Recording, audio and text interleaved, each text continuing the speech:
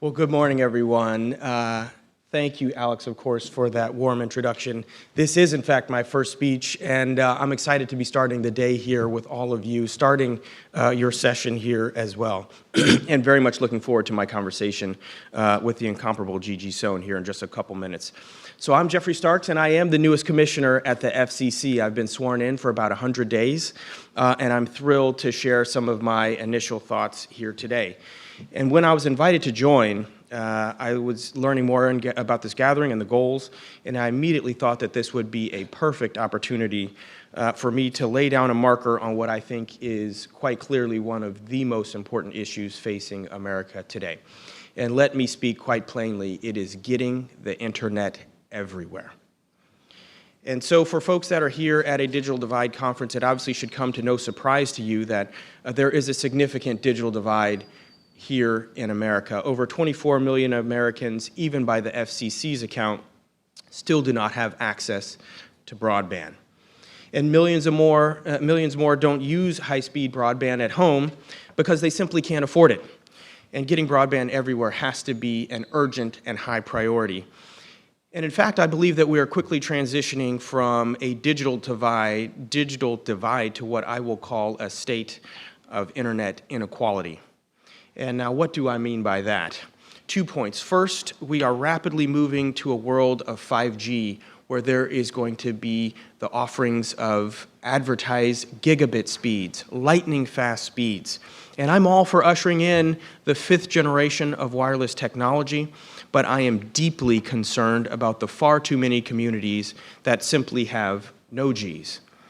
And I'm worried, frankly, about a world in which those with much get even more, and everyone else gets left behind. That rings to me of inequality. And then second, we know that a number of research groups, including the Pew Research Center, among others, has emphasized that the digital divide is persistent. And I think that's right.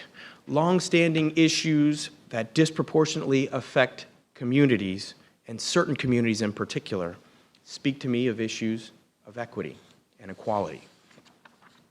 And so what I'd like to share with you today are just a few brief sketches along the way that I have observed about what and how internet inequality has impacted America. First, it has robbed many Americans of their individual dignity.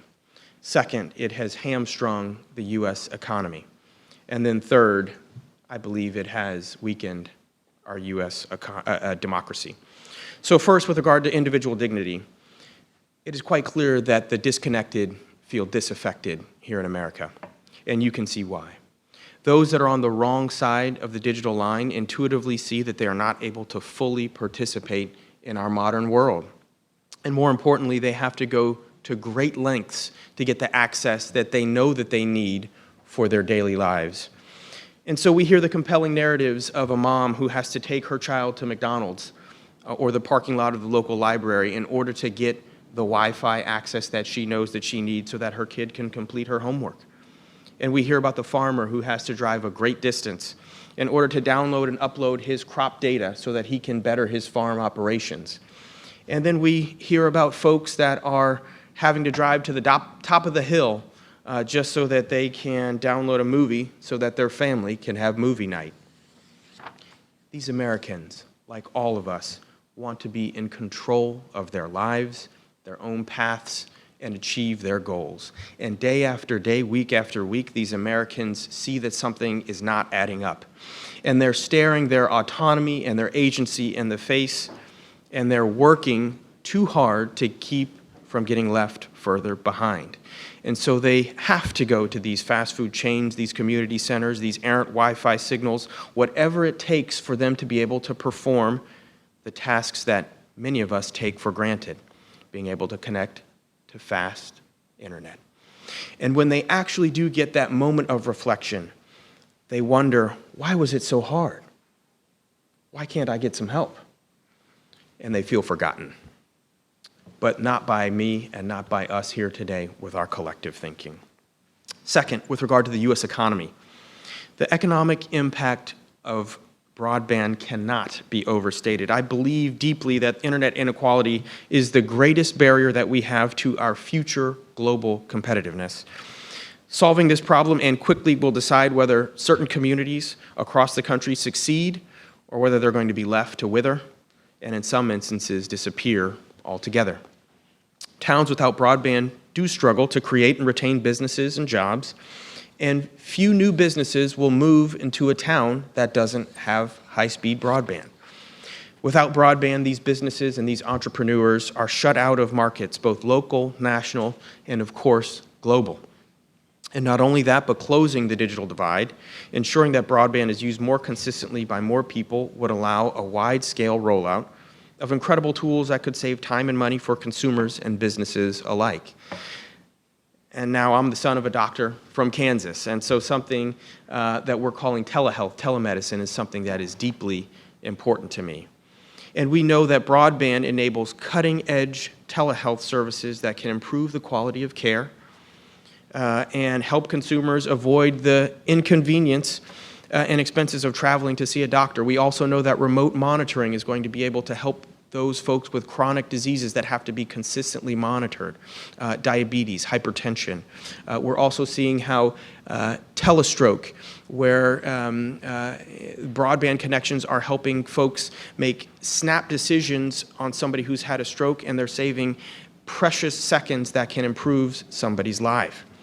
And according to one report, shifting the annual patient visits and other types of common appointments to virtual telehealth services could save over $10 billion a year across our healthcare system. Pushing aggressive policies and devoting significant resources to making sure that more people can afford that broadband that we need would be one of the very best investments that we can make to our country. And it would ultimately, I believe, pay for itself. And finally, I'll turn to democracy, perhaps the most important. I see two significant threats where internet inequality has directly impacted our American democracy. The first is that broadband is required for modern educational and informational needs, ones that foster our informed electorate and robust exchanges of ideas. We know all too well that ideas that would disrupt the status quo, voices of dissent, have historically been shut out by mainstream media and folks who otherwise have central power. Not only does internet access allow us to hear these ideas and voices, but it allows us increasingly to create and be these voices.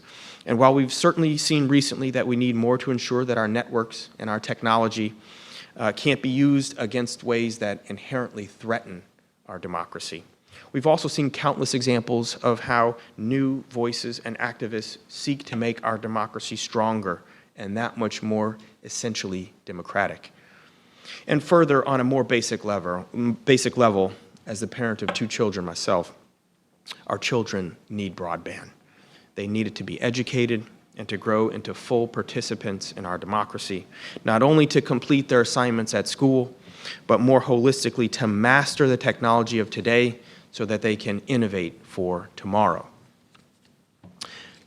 But high-speed internet also opens the door for countless other Americans, adult Americans, that need supplemental and enrichment opportunities, including online education, degrees, certification, standardized testing, and much, much more.